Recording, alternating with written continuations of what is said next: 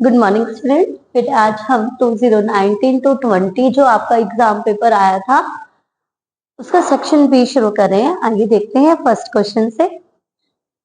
तो इसके 21st question में है बेटा, a teacher asked 10 of his student to write a polynomial in one variable on a paper and then to hand over the paper. उसने कहा है कि एक टीचर ने बोला कि सभी बच्चे अपने पेपर के ऊपर एक पॉलिनोमियल लिखिए और लिखने के बाद मुझे हैंड ओवर कर दीजिए।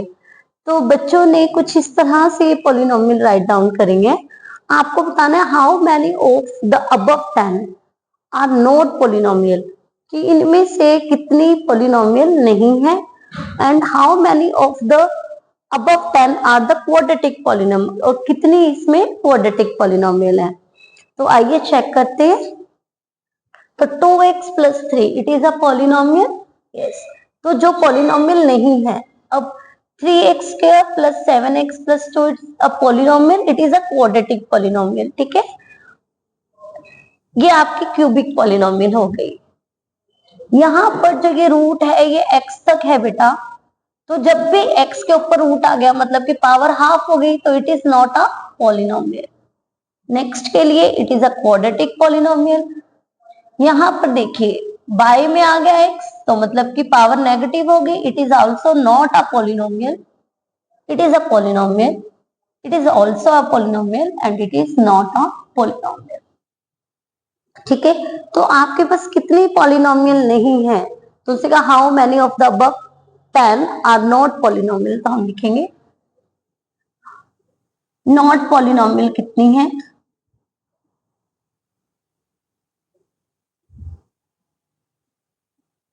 एक तो आपके पास x square plus √3x plus 7, ये आपकी पॉलिनोमियल नहीं है। दूसरी आपके पास है 2x स्क्वायर प्लस 3 माइनस 5 5 में 3, एंड नेक्स्ट आपके पास है x प्लस 1/x। टोटल आपके पास 3 पॉलिनोमियल नहीं है, ठीक है। ये 3 आपकी पॉलिनोमियल नहीं है। अब उसने कहा कि how many of the above 10 are quadratic polynomial. अब क्वाड्रेटिक का मतलब जहां पे पावर पॉलिनोमियल की 2 हो। तो एक तो आपके पास, अब यहां पर आपने बताना है क्वाड्रेटिक पॉलिनोमियल, क्वाड्रेटिक पॉलिनोमियल। तो क्वाड्रेटिक पॉलिनोमियल आपकी कौन सी है? एक तो है 3x square plus 7x plus 2, ये आपकी क्यूबिक हो गई। सिर्फ आपके पास एक ही पॉलिनोमियल है, वही आपकी क्वाड्रेटिक है, ठीक है। सबसे पहले आपने देखना है कि क्वाड्रेटिक कौन सी नहीं है, तो उसकी पहचान क्या होती है? वेरिएबल की पावर आपके पास हाफ नहीं होनी चाहिए, नेगेटिव नहीं होनी चाहिए, ठीक है। उसके अकॉर्डिंग हमने ये चेक किया, तो 3 आपके पास ऐसी पॉलिनोमियल है, ऐसी आपके पास इक्वेशंस है जो कि पॉलिनोमियल नहीं है, और एक आपके पास ऐसी है जो कि क्वाड्रेटिक है, ठीक है बेटा।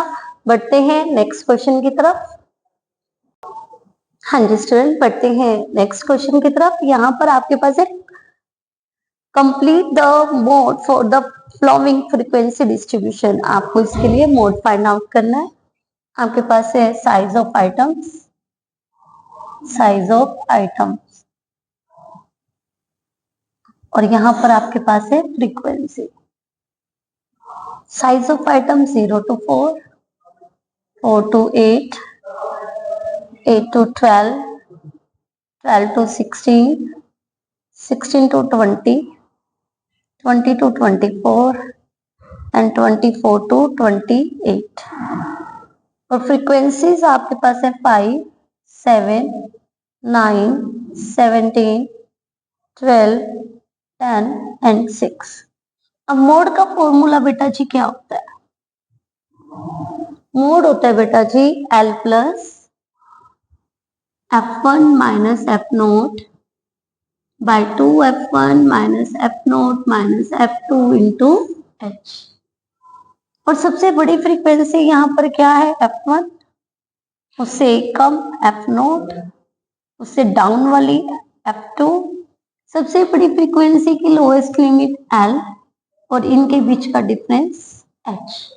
ठीक है बेटा, आइए तो L है आपके पास 12, F1 17, F0 9, 2 F1 2 into 17, F0 9, F2 12 and H आपके पास 4 आ जाएगी। 12 प्लस 17 में से आपको 9 को माइनस करेंगे 8, 17 2 सा 34 माइनस 21 4, 12 प्लस 8 बाय 4 में से 1 को माइनस करेंगे 3, 3 में से 2 को माइनस किया 1 एंड 4, 8 4 दा 32 बाय में 13, 12 प्लस, अब आप इसे डिवाइड कीजिए,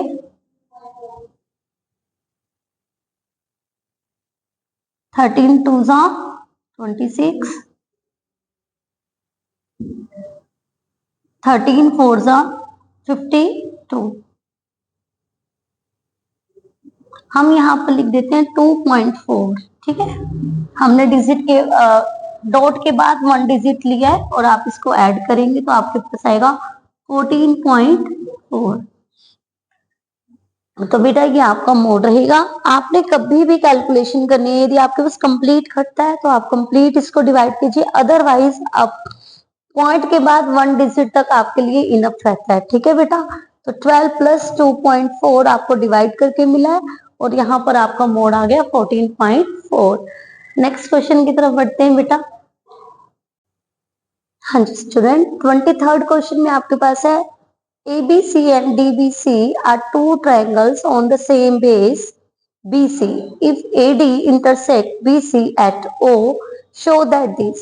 तो बेटा ये क्वेश्चन आपके पास आउट ऑफ सिलेबस है, बट ये आपका सिमिलैरिटी पोर्शन है, इसीलिए मैं आपको यहाँ पर करवा रही हूँ।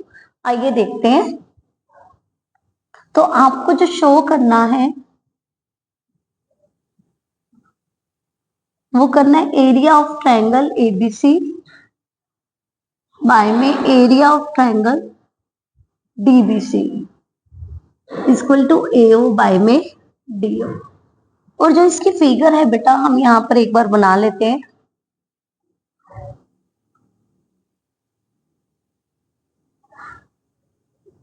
Sorry,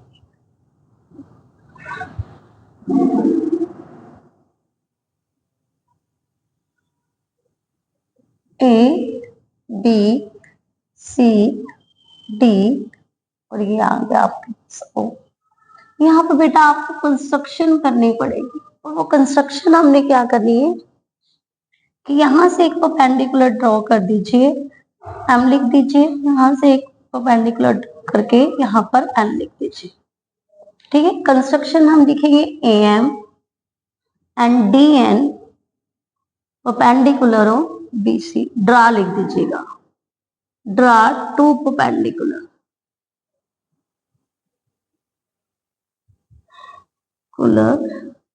AM and DN perpendicular BC। अब हम सोल्यूशन की तरफ बढ़ते हैं।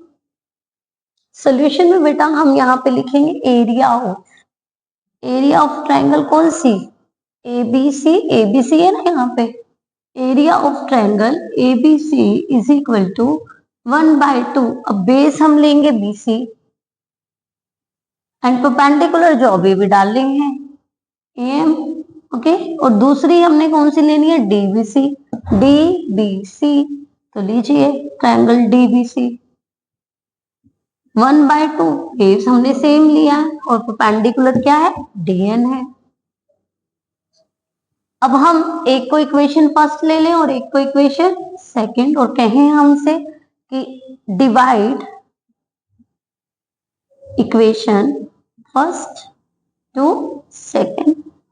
तो area of triangle ABC by area of triangle DBC is equal to 1/2 BC into AM and 1/2 BC DN। ये तो आपका कैंसिल हो गया, आपके पास क्या आया, area of triangle ABC by में area of triangle DBC, AM by में DN। बट हमें क्या प्रूव करना है AO बाय DO, और AO बाय DO क्या है, ये चीज है। अब हम क्या करें, अब हम करते हैं कि हम ये एक ट्रायंगल उठा लेते हैं। कौन कौन सी, triangle AOM and triangle DOM। ये आपकी ट्रायंगल क्या कहती है कि angle M is equal to angle N है 90 डिग्री बाय कंस्ट्रक्शन, और साथ में जो angle 1 is equal to angle 2 है, ये आपका वर्टिकल अपोजिट एंगल है। तो ट्रायंगल AOM सिमिलर हो गई triangle DON, angle angle similarity. ठीक है, इसके बाद आपने ये स्टेप करना है, और इससे आपको क्या मिलेगा, AM बाय में DM is equal to OA by में OD। ठीक है, साइड ऑफ सिमिलर ट्रायंगल। अब आप क्या कीजिए, 1 2 था, इसे आप 3 लेट कर लीजिए और इसे आप 4 लेट कर लीजिए, और आप यहां लिखिए फ्रॉम थर्ड एंड फोर्थ। अब यहाँ पे फ्रॉम थर्ड एंड फोर्थ देखिए, यहाँ पर AM एंड DN, यहाँ पर भी AM DN, और ये आप ये दोनों इक्वल है, ये दोनों आपके इक्वल हो जाएंगे। तो हम लिखेंगे area of triangle ABC by area of triangle DBC is equal to OA by OD। और देखिए बेटा, यही आपको प्रूव करना था। ठीक है, तो वही आपका सेम है, सिमिलैरिटी रूल्स यहाँ पर फॉलो होने हैं, इसीलिए मैंने आपको ये क्वेश्चन करवाया है। ठीक है बेटा, ध्यान से देखेंगे, बहुत इजी क्वेश्चन है। आइए बढ़ते हैं नेक्स्ट क्वेश्चन की तरफ। हाँ जी स्टूडेंट्स, बढ़ते हैं नेक्स्ट क्वेश्चन की तरफ। आपके पास है, if AD perpendicular BC prove that AB square plus CD square is equal to BD square plus AC square।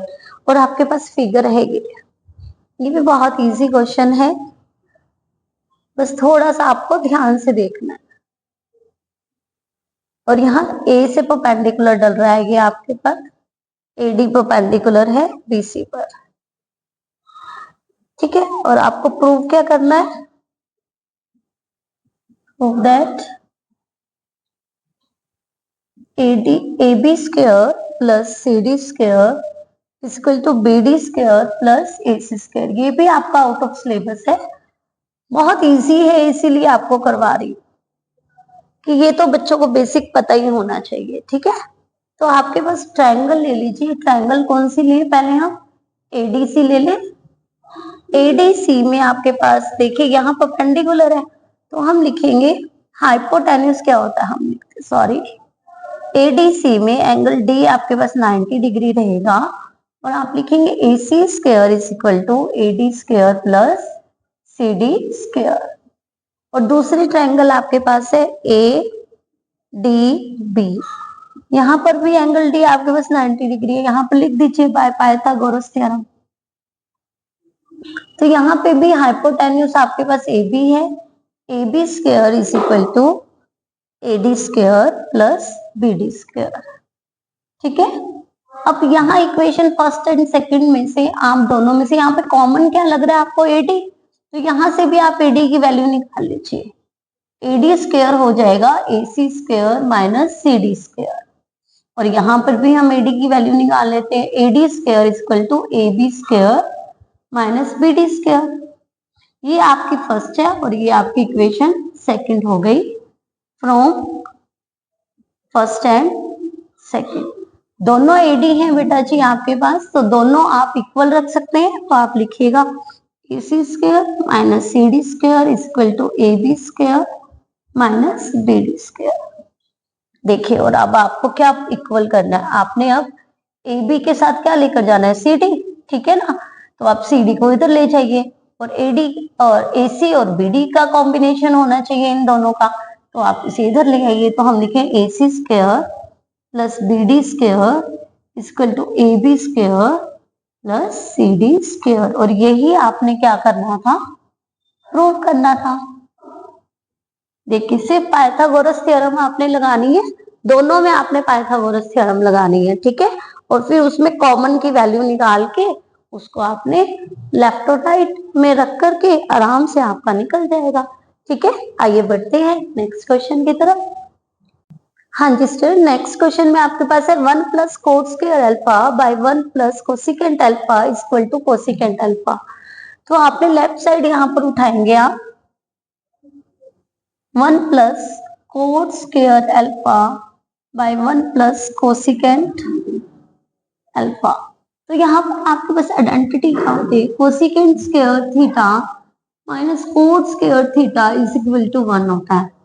तो यदि आपको कोट की वैल्यू चाहिए तो आप क्या करेंगे, तो हम लिखते हैं माइनस, आप इसे उधर ले जाइए, cosecant square alpha minus 1 is equal to cot square theta, sorry alpha बोल रही हूं मैं।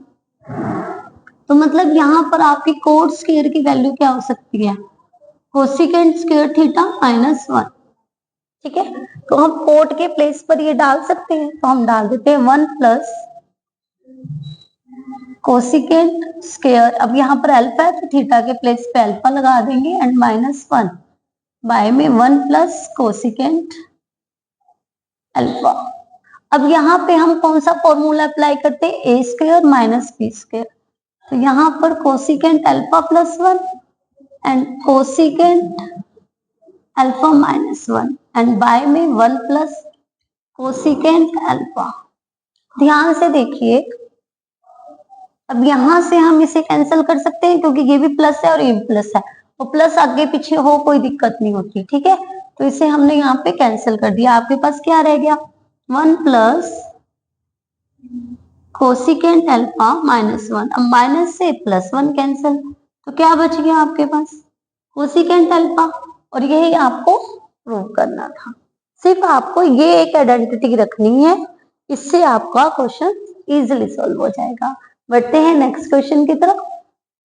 हाँ जी बेटा, नेक्स्ट क्वेश्चन है आपका tangent 4 theta plus tangent square theta is equal to secant 4 theta minus secant square theta. तो यहाँ पर हम लेफ्ट साइड को पिक करते हैं बेटा, और आपके पास है tangent 4 theta plus tangent square theta. आप यहाँ से टेंजेंट स्क्वायर थीटा को कॉमन लीजिए, आपके पास रह जाएगा टेंजेंट स्क्वायर थीटा प्लस 1। अब यहाँ पर बेटा जी आपको देखिए, आपके पास आइडेंटिटी क्या होती है, secant square theta minus tangent square theta is equal to 1। और हमारी टेंजेंट स्क्वायर की आइडेंटिटी क्या होगी, टेंजेंट स्क्वायर की आइडेंटिटी हमारे पास होगी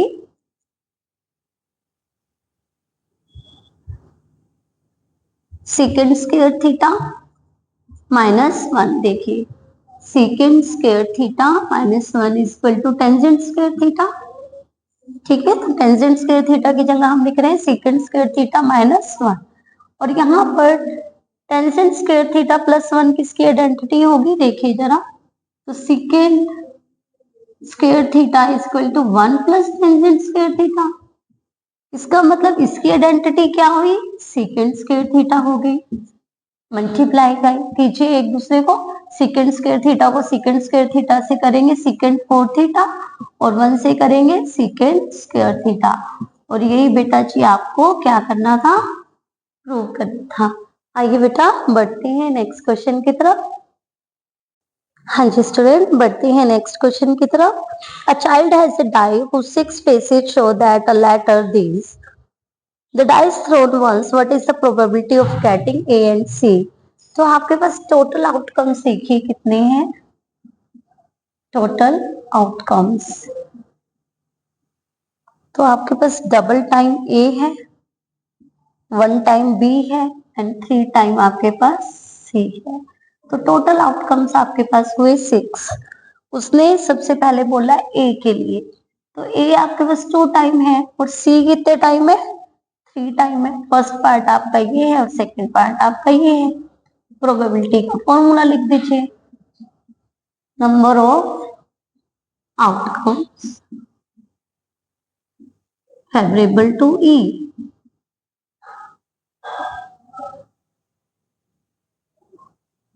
bye number of all possible outcomes of the experiment। तो यहां पर आपके पास P ऑफ हमने निकालना है P of A। P of A आपके पास 2 है एंड टोटल आउटकम 6 है, तो आपके पास आंसर आएगा 1/3। P ऑफ C के लिए आप निकालेंगे 3/6 1/2। तो बेटा ये आपका आंसर हैगा। आइए बढ़ते हैं नेक्स्ट क्वेश्चन की तरफ। हाँ जी स्टूडेंट, 26 क्वेश्चन के लिए, a solid is in the form of A cone mounted on a hemisphere on the same base radius. If the curved surface area of the hemisphere part, the conical part are equal. Find the ratio of the radius and the height of the conical part. आपको क्या कहा है कि एक hemisphere के ऊपर एक कोन है, ठीक है। इस तरह से एक आपके पास सॉलिड है। A solid in the shape of a cone mounted on a hemisphere on the same radius. और सॉरी फिगर एक बार फिर से बना लेते हैं। यस, रेडियस आपके पास दोनों की सेम है r। If the curved surface area of the hemisphere and the conical part are equal, और यहाँ पर हम इसकी h ले लेते हैं स्मॉल h और l यहाँ पर l ही रखते हैं, ठीक है। तो radius of hemisphere is equal to radius of cone, जो कि आप r ले लीजिए, ठीक है, r, ठीक है। और हाइट आपके पास,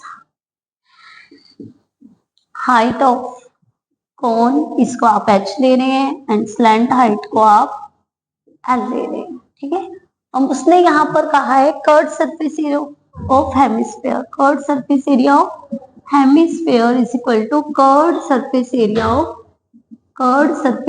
ऑफ कोन।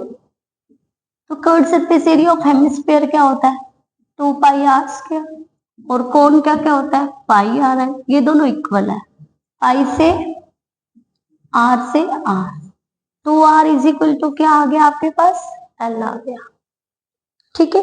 अब l is equal to 2r भी लिख सकते हैं आप। अब वैसे r होती क्या है, वैसे आपके पास जो r होती है, सॉरी l होती है, l होती है आपके पास r² प्लस h², यही होती है। अब आप क्या करें, यहां पर l के प्लेस पर 2r राइट डाउन कर दें, ठीक है, और ये हो गया r² प्लस h²। अब आप लिखिए squaring both side, squaring both side करने से आपका 2r whole square equal to r² plus h² रह जाएगा, और 4r² equal to r² plus h²। 4r² minus r² is equal to h², 3r² is equal to h²। √3r whole square कर दे और h आपके पास लिख दे √3r, ठीक है। अब आपसे क्या पूछा गया है कि उसने कहा find the ratio of the radius and the height of the conical part. तो अब आपने रेडियस और हाइट के बीच में रेशियो बतानी है। तो रेडियस कितनी आई आपके पास, रेडियस तो आपके पास r है और हाइट आपके पास कितनी है √3r है। शो क्या होगी 1/√3, 1/√3। ये बेटा जी आपका क्या होगा आंसर होगा। तो बेटे आज हमने सेक्शन बी जो कि आपके पेपर 19 to 20 में आया था, उसका सेक्शन बी हमने कंप्लीट कर लिया है। कल की वीडियो में मिलते हैं बेटा सेक्शन सी के साथ। Thank you students.